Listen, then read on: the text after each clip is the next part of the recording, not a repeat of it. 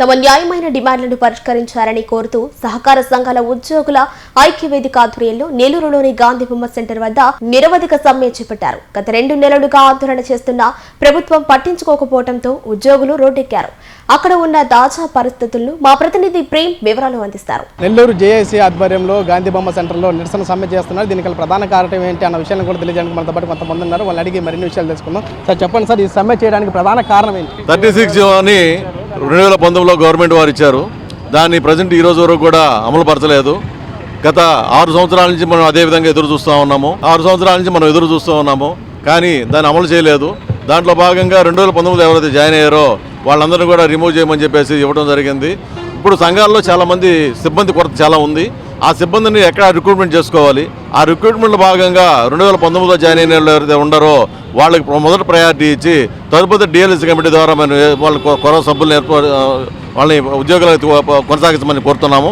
అదేవిధంగా గవర్నమెంట్ ఇచ్చిన 36 కొంతమంది అధికారులు దాన్ని అమలుపరచకుండా కొత్త జీవోలు ఇస్తూ సంఘాల మీద బర్డెన్ పెడుతూ సంఘాలు నష్టం పోయేదానికి అది ఎక్కువగా అవకాశం ఉంది.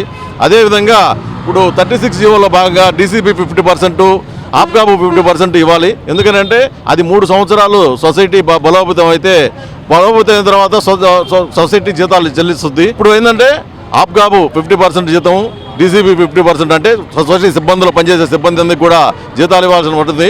అందులో ఆప్కాబు 200 కోట్ల దాకా బర్డెన్ పడుతుంది. నెల్లూరు జీసీపీకి 7 కోట్లు ఉంది. ఈ విధంగా వాళ్ళు ఇచ్చేదానికి కూడా కొన్ని కారణాల వల్ల అమలు ఇవ్వటం లేదు. ఆ బర్డెన్ని తప్పించుకోవడానికి కోసంగా కొత్త జీవోలు ఇస్తూ మా సంఘ సొసైటీ సిబ్బందిని చాలా ఇబ్బందులకు గురి చేస్తున్నారు. కాబట్టి ఆ 36 అమలు అయితే అందరికీ న్యాయం జరుగుతుంది.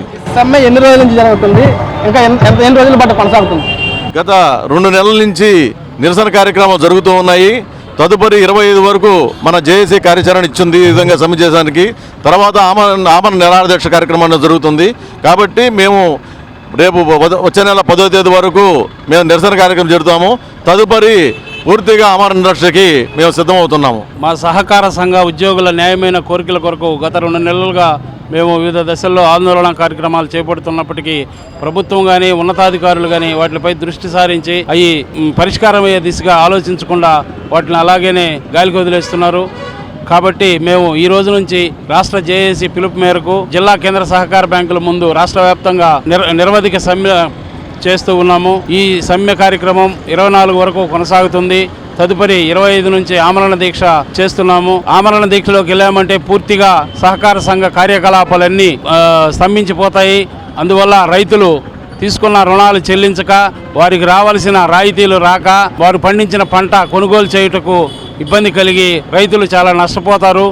అందువల్ల ప్రభుత్వం ఈరోజు ఇప్పటికైనా దానిని గ్రహించి మా న్యాయమైన కోరికలను సత్వరమే పరిష్కారం చేయవలసినదిగా మీ మీడియా ముఖంగా వారికి తెలియజేస్తున్నాము. లేకుంటే మా ఈ కార్యక్రమాలన్నీ కూడా బంద్ చేసి పూర్తి స్థాయిలో మేము కార్యకలాపాలని బంద్ చేస్తామని తెలియజేస్తూ ఉన్నాం.